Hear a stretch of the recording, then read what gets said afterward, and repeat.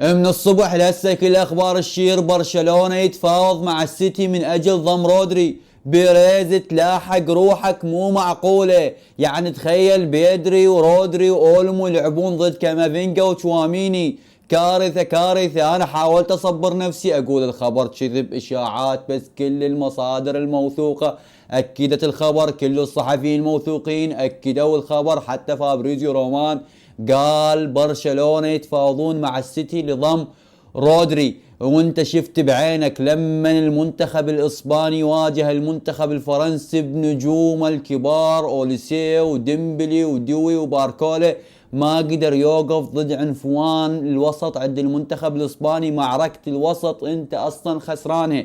انت ردت توازن الكفة لما تجيب رودري حتى تحتوي برشلونة، وتقعد الصبح تلقى رودري ببرشلونة. هاي كارثة راح تحل على ريال مدريد وجمهور ريال مدريد.